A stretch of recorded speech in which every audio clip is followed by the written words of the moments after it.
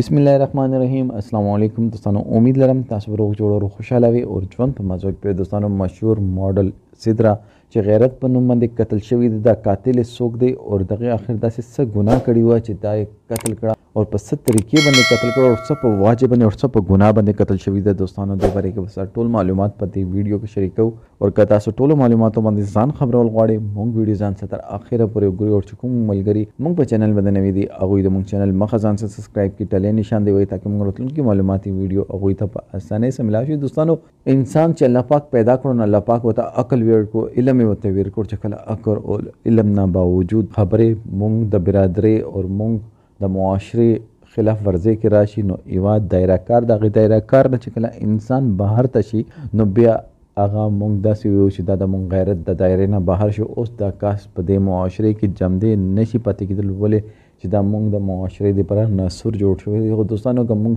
سوچ وکړو مونږ غیرت یو څه او مونږ ته د غیرت مطلب نه د پاته چې غیرت وي څه دلته یوه جنې چې انساني زندگی وه یو انسانه وه هغه په ډېرې زیاتې بې دردۍ سره قتل شوي ده او خپل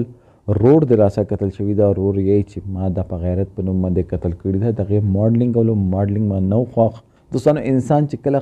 خپل کمزوري چې دي کنه هغه پټي نو هغه بیا زندگی کې اس کله نشي کې مې ویدل او چې کله پر انسان یو ځل ورځیدل نه وي نو هغه د ګاټي توقع د ځان نه ملري دلته د جنې ماډل وا د ورور یو ناکامه انسان ورور خپل ماډلینګ کې کوشش کړو چې کله ناکامه شو نو دغه خپل خور قتل کړ او د غیرت نوم وته ویر کړ. دغه آر یو چیز چې د پولیس په مخ کې کنفیس کړی دی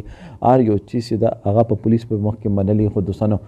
مونږ انسان د حد پر خپل د معیار نه ورځېدلی یو چې مونږ دا نه ګورو چې دا پلانکي کاسه مونږ رشته سره د وینې رشته ده او چې خپل ناکامۍ چې کوم بوج ده هغه مونږ سنه څه طریقې باندې هغه باندې اچول کوشش کوو تاکي د مونږ ضمیر چې ده هغه مونږ ته ملامت نه وي. خو چې مونږ هغه کار وکړو نو مونږ ته دا پته ولګي هغه مو ضمیر نه هغه شیطان چې مونږ ته ویل چې ته دا کار وکړه نو دی نه بعد کیدای شي تا ضمیر مطمئن شي. دوستانو دې باره کې تاسو سره دا کومنټ سیکشن کې خپل رائے اظهار ضرور وکړئ. والسلام.